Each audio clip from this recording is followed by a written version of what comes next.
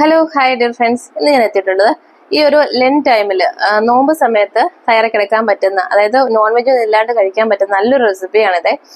പാവയ്ക്ക് വെച്ചിട്ട് നമ്മൾ തയ്യാറാക്കിയെടുക്കുന്നത്. ഇതെന്റെ അമ്മയുടെ ഒരു ഫേവറേറ്റ് റെസിപ്പിയാണ്. അമ്മ എപ്പോഴും അമ്മയുടെ കിച്ചണിൽ എപ്പോഴും ഒരു ബോട്ടിൽ ഈ ഒരു റെസിപ്പി ഉണ്ടാവും. നല്ല ടേസ്റ്റിയാണ്, പെട്ടെന്ന് ഉണ്ടാക്കിയെടുക്കാം. അപ്പോൾ പാവയ്ക്ക് ഇഷ്ടമില്ലാത്തവർക്ക് പോലും ഈ റെസിപ്പി ഒന്ന് കഴിച്ചിട്ടുണ്ടെങ്കിൽ അവർക്ക് ഇഷ്ടമാവും. അപ്പോൾ നല്ല ടേസ്റ്റിയാണ്. ഉണ്ടാക്കി നോക്കാത്തവർ തീർച്ചയായിട്ടും ഉണ്ടാക്കി നോക്കണം. അപ്പോൾ നമുക്ക് വേഗം തന്നെ നമ്മുടെ റെസിപ്പിയിലേക്ക് പോകാം. Keep on watching guys.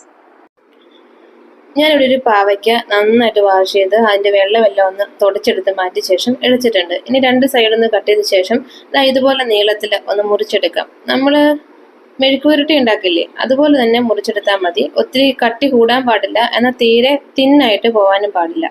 ഇതുപോലെ നടുവെ ഒന്ന് മുറിച്ച ശേഷം അതിൻ്റെ ആ കുരുവൊക്കെ ഒന്ന് മാറ്റിയെടുത്ത ശേഷം ഇനി നീളത്തിൽ തന്നെ കട്ട് ചെയ്തെടുക്കണം. ഞാനിപ്പോൾ ഈ അരിഞ്ഞെടുക്കുന്ന പോലെ തന്നെ ഒന്ന് മുറിച്ചെടുത്താൽ മതി. കണ്ടോ, ഈ ഒരു തിക്നെസ്സിൽ വേണം മുറിച്ചെടുക്കാനായിട്ട്. അപ്പം നമുക്കെല്ലാം ഇതുപോലെ ഒന്ന് മുറിച്ചെടുക്കാം. കണ്ടോ, മാറ്റി വയ്ക്കാം.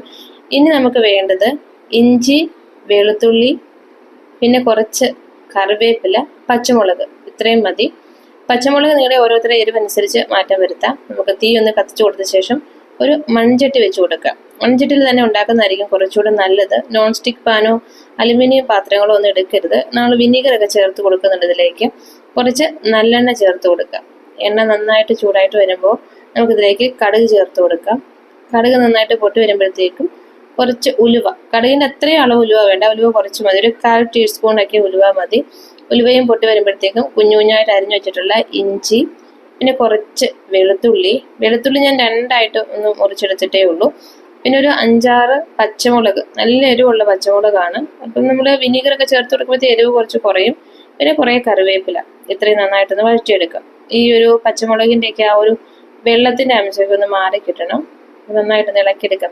ഈ മൺചട്ടി ആയതുകൊണ്ട് തന്നെ പെട്ടെന്ന് നമുക്കിത് വഴന്നിട്ട് കിട്ടും. തീ ഒന്ന് മീഡിയം ഫ്ലെയിമിൽ വെച്ചിരുന്നാൽ മതിയെ. പച്ചമുളകും ഇഞ്ചിയും ഒക്കെ നന്നായിട്ടൊന്ന് വഴന്നു വന്നിട്ടുണ്ട്. നമ്മൾ മുറിച്ചെടുത്തിട്ടുള്ള നമ്മുടെ പാവയ്ക്ക കൂടെ ഇതിലേക്ക് ചേർത്ത് കൊടുക്കാം. 1 ടീസ്പൂൺ ഉപ്പ് കൂടെ ചേർത്ത് കൊടുത്ത് നന്നായിട്ട് ഇളക്കിയെടുക്കാം. ഒരു മീഡിയം ഫ്ലെയിമിൽ വെച്ചിട്ട് കുക്ക് ചെയ്താൽ മതി. ഞാനിപ്പോൾ മൂടി കൊടുക്കുന്നില്ല. ഈ ചട്ടിക്ക് നല്ല ചൂടുള്ളതുകൊണ്ട് തന്നെ ഇങ്ങനെ തന്നെ 2-3 പ്രാവശ്യം ഇളക്കി കൊടുക്കുമ്പോഴത്തേക്കും അത് വേവായിട്ട് വന്നോളും. ഇതിലേക്ക് വെള്ളം ഒന്നും ചേർത്ത് കൊടുക്കരുത് കേട്ടോ. അതങ്ങനെ തന്നെ ഇരുന്ന് അതങ്ങ് വേവായിട്ട് വന്നോളും. കണ്ടോ, നമ്മുടെ പാവയ്ക്കൊക്കെ കറക്റ്റ് വേവായിട്ട് വന്നിട്ടുണ്ട്. നമ്മളിത് അച്ചാറിടാനായതുകൊണ്ട് വെന്ത് കുഴഞ്ഞു പോകരുതേ. കുറച്ച് മഞ്ഞൾപ്പൊടി ചേർത്ത് കൊടുക്കാം. പിന്നെ കുറച്ച് കായത്തിൻ്റെ പൊടി ചേർത്ത് കൊടുക്കാം. അപ്പോൾ സാധാരണ ഈ പാവയ്ക്ക ഉണങ്ങിയിട്ടൊക്കെ അച്ചാറിടും അല്ലേ, പക്ഷെ നല്ല ടേസ്റ്റ്, അതിനേക്കാളും ഒക്കെ ടേസ്റ്റാണ് ഇത്. വളരെ സിമ്പിളാണ്, പക്ഷെ നല്ല ടേസ്റ്റാണ് ഇങ്ങനെ ഉണ്ടാക്കുമ്പോൾ. ഇനി നമുക്കിതിലേക്ക് കുറച്ച് വിനീഗർ ചേർത്ത് കൊടുക്കാം. ഞാനിപ്പോൾ തീ ഓഫ് ചെയ്ത് കൊടുത്തിട്ടുണ്ട്. തീ ഓഫ് ചെയ്തതിന് ശേഷം വിനീഗർ ചേർത്ത് കൊടുക്കാം. ഈ ചട്ടിക്ക് നല്ല ചൂടായതുകൊണ്ട് തന്നെ ഇത് പെട്ടെന്ന് റെഡി ആയിട്ട് വരും. അപ്പോൾ ഇത്രയേ ഉള്ളൂ നമ്മുടെ പാവയ്ക്ക അച്ചാർ. പക്ഷേ ഇതുണ്ടല്ല, ഇരിക്കുന്നതോറും നല്ല ടേസ്റ്റാണ്, പെട്ടെന്ന് കേടായിട്ടൊന്നും പോകത്തില്ല. നമ്മളിതിലേക്ക് വെള്ളം ഒന്നും ചേർത്ത് കൊടുത്തിട്ടില്ല. ആ മുളകിൻ്റെ വെള്ളമാണെങ്കിലും ഇഞ്ചിയുടെ വെള്ളം എല്ലാം മാറിയ ശേഷമാണ് നമ്മൾ പാവയ്ക്ക് ഇട്ട് കൊടുത്ത് കുക്ക് ചെയ്ത്. ഞാനൊരു അച്ചാർ ഭരണിയിലേക്ക് മാറ്റിയിട്ടുണ്ട്. നല്ല ചൂടാണ്. ചൂട് നന്നായിട്ട് പോയ ശേഷം വേണം ഇത് അടച്ചു വെച്ച് കൊടുക്കാനായിട്ട്. അപ്പോൾ ഇതുപോലെ ഉണ്ടാക്കി നോക്കാത്തവരൊക്കെ ഉണ്ടാക്കി നോക്കണം. നല്ല ടേസ്റ്റി റെസിപ്പിയാണ്. See soon next video. Take care. Until then by.